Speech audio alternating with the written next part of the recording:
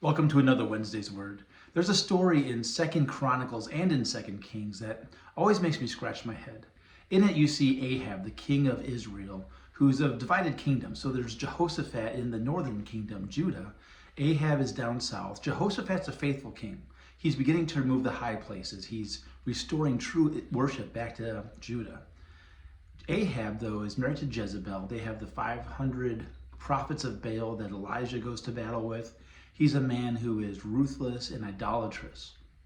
But Aram, the king of Syria, is a threat. So he reaches out to Jehoshaphat and asks for them to team up. And all the prophets, the false gods come and they're predicting victory.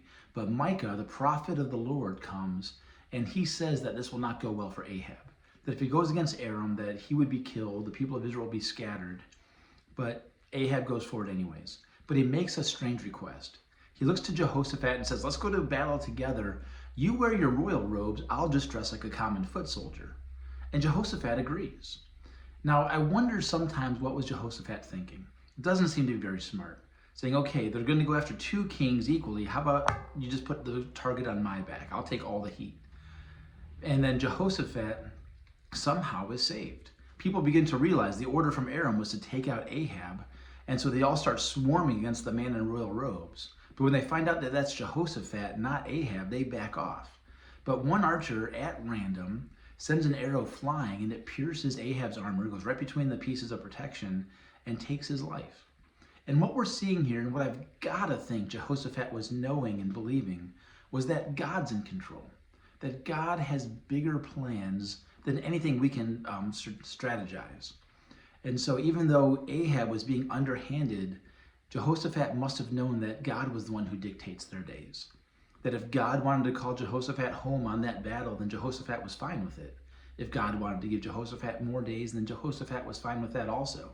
But Ahab, who was sneaking and tricking, would find his life cut short. And so that arrow was not at random. The archer didn't aim it, it was in God's hands. And we have to believe this about everything. It says that God is sovereign. There's a quote from R.C. Sproul that there's not a single molecule in all of the universe that is outside of God's command. There's not a maverick molecule out there. So everything in this world, there's not one part of it that God's in heaven saying, oh, I didn't see that happening. Or sorry, Ahab, didn't know that arrow was going to go for you. God knows it all, not just because he foresees it all, but because he's in control. He is Lord. And so as we go into the world, I would not recommend that we foolishly put ourselves in harm's way like Jehoshaphat did. But we should go into every situation. A doctor's office. I just came back from the doctor and got a cortisone shot, hearing all the doctor stuff. And while I'm going to do the right medical things and the physical therapy, I know that any healing, any progress will come from the hand of the Lord. As you deal with family members who have fallen away from the Lord, you pray and you invite and you do the best you can, but their hearts are in the Lord's hands. As we look at our country, we vote and we pray and sometimes we protest, we make our voices heard, but our nation is in the hands of the Lord. None of this is outside of his control.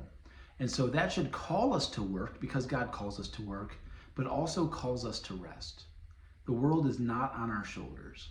The old song says he's got the whole world in his hands, and let's try not to pick it up out of his hands. We can't handle the burden. All right, that's all I got for this week. God bless.